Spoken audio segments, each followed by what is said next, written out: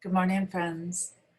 So today I decided I wanted to read you something, and I hope it's as meaningful to you as it was to me. I first heard this when I was doing internal family systems IFS therapy, a type of therapy that I do and I study.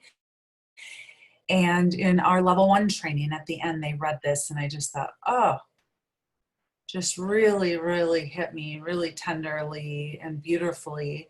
And then recently I just did the level 2 training and they read it again at the end, and it was so wonderful to hear it again.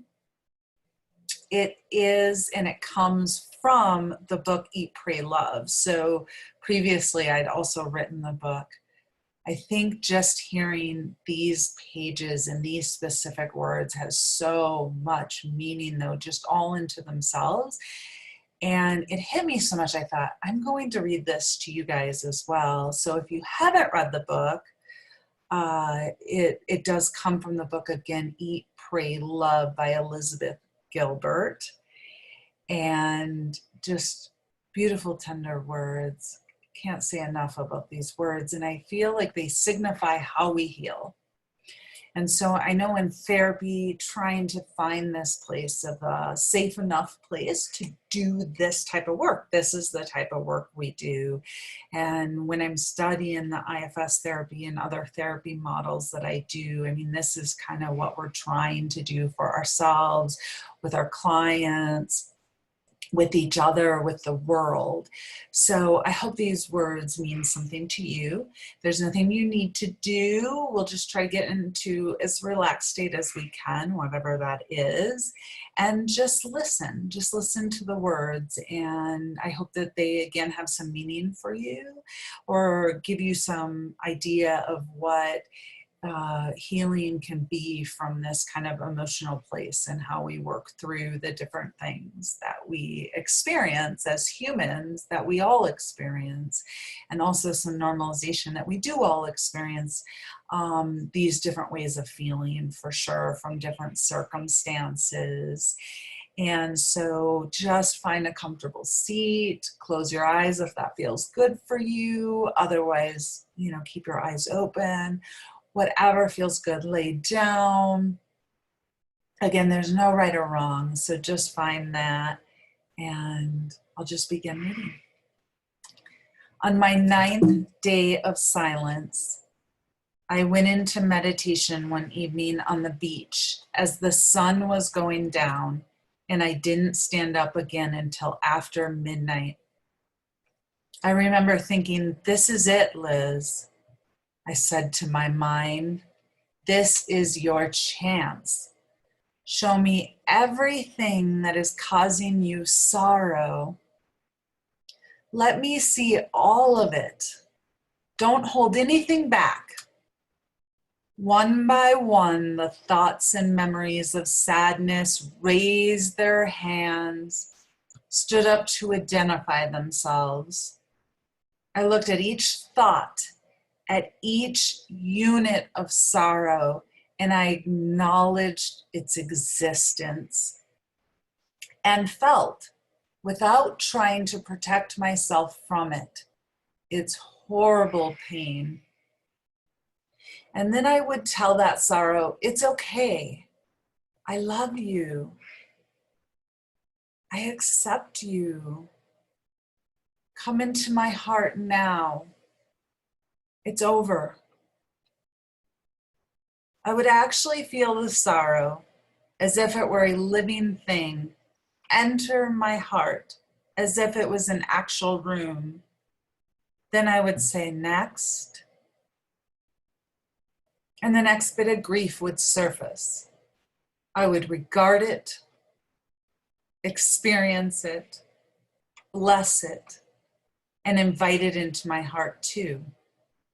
I did this with every sorrowful thought I'd ever had, reaching back into years of memory until nothing was left.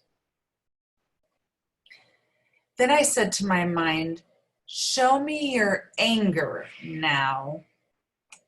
One by one, my life's every incident of anger rose and made itself known. every injustice, every betrayal, every loss, every rage. I saw them all, one by one, and acknowledged their existence. I felt each piece of anger completely as if it were happening for the first time. And then I would say, come into my heart now. You can rest there. It's safe now. It's over. I love you. This went on for hours, and I swung between these mighty poles of opposite feelings, experiencing the anger thoroughly for one bone-rattling moment, and then experiencing a total coolness as the anger entered my heart as if through a door, laid itself down, curled up against its brothers, and gave up fighting. Then came the most difficult part. Show me your shame, I asked my mind. Dear God, the horrors that I saw then, a pitiful parade of all my failings, my lies, my selfishness, jealousy, arrogance. I didn't blink from any of it though. Show me your worst, I said. When I tried to invite these units of shame into my heart, they each hesitated at the door saying, no, you don't want me in there. Don't you know what I did? And I would say, I do want you, even you. I do. Even you are welcome here. It's okay. You are forgiven. You are part of me. You can rest now. It's over. When all this was finished, I was empty. Nothing was fighting in my mind anymore. I looked into my heart at my own goodness and I saw its capacity. I saw that my heart was not even nearly full, not even after having taken in and tended to all those calamitous urgings of sorrow and anger and shame. My heart could easily have received and forgiven even more. Its love was infinite. I knew that this is how God loves us all and receives us all, and that there is no such thing in this universe as hell, except maybe in our own terrified minds.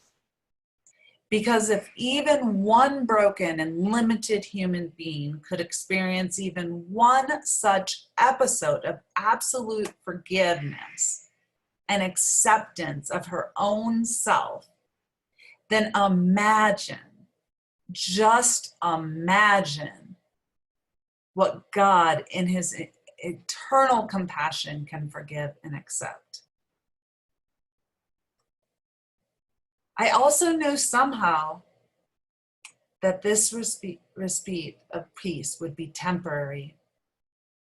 I knew that I was not yet finished for good, that my anger, my sadness, and my shame would all creep back eventually, escaping my heart and occupying my mind once more.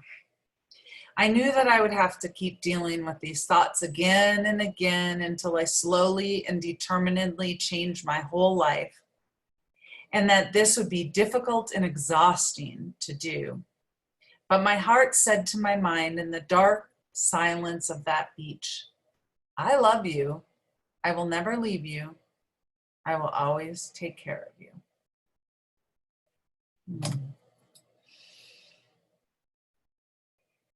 Even reading those words brings up a lot within me.